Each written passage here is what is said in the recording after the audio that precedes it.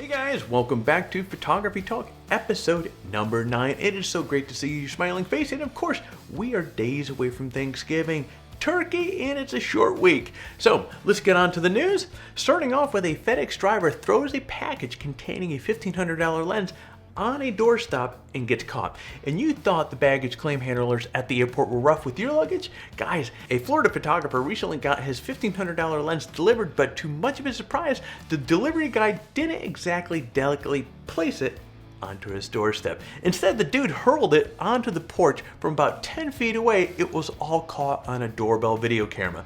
So Greg Regler, the guy who ordered the lens, did what any modern citizen would do. Yeah, he posted it on YouTube. The video went quickly viral, and many people chiming in, stating that worse things happen actually to your packages at the sorting facility.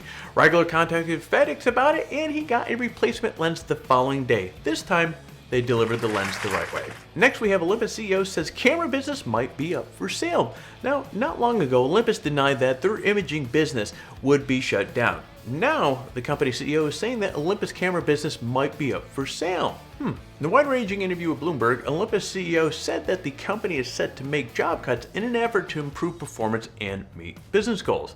Since the camera division makes up a measly 6% of Olympus business and it provides the lowest margin and lowest business growth for Olympus portfolio, it wouldn't be all that shocking if the company ditched the imaging arm. I'm not an Olympus guy, but it would still be a bummer if their cameras went to the wayside. Jumping over to Sigma might be working on a bunch of RF lenses for the Canon EOS R line.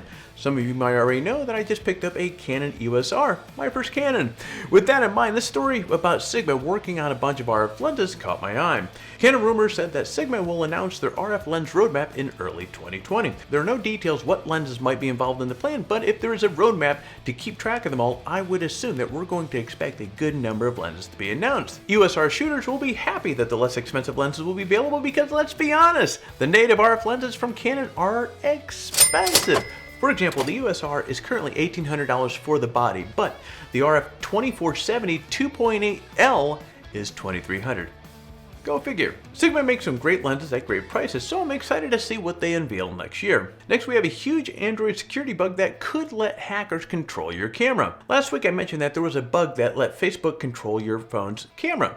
Well, this week it was announced that a bug existed in Android phones that would allow hackers to control the camera even if the phone was locked. The problem was found back in July, and security experts worked with Google and Samsung to fix the issue before revealing that the problem existed. Fortunately, the issue was discovered before any hacking took place, which is a good thing for hundreds of millions of Google and Samsung users that have the Android phones. What really is scary is that the vulnerability would have allowed hackers to take new photos and videos on your phone, but also would give them the access to all the old videos and photos on your phone as well. If you update your phone regularly, you should already have gotten the update with the patch to fix the issues, which was released in late July. Luminar 4 is here, guys. Skylum released Luminar 4 the other day, and it looks pretty stinking fantastic. There's a new editing module that simplifies the editing process. There's also powerful new AI tools like sky replacement, which, as you probably guessed it, lets you replace the sky in the photo. There's a AI skin enhancer that removes skin imperfection, a portrait enhancer that gives you more powerful tools than ever to create beautiful portrait, and a new color style library that allows you to change colors and the mood of your photos. There's a ton of updates too, like new Luminar looks, which are creative adaptive presets that allow you to quickly change how images look and feel. I did a first impressions article that outlines my thoughts a little bit deeper on this. Check the details down below for the link to that article. Last week I discussed that the rumor that the Nikon D750 replacement was in the works. This week Nikon Rumors has more details about the possibility of replacement. It could either be called the Nikon D770 or the D790, and it's rumored to have a 24 megapixel back illuminated sensor.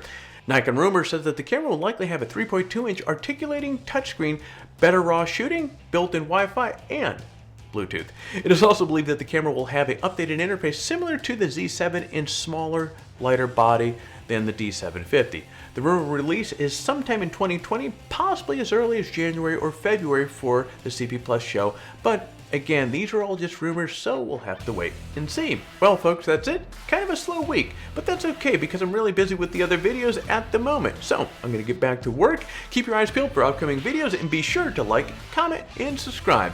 Till then, my friend, you have yourself an amazing day and get out there and take your best shot.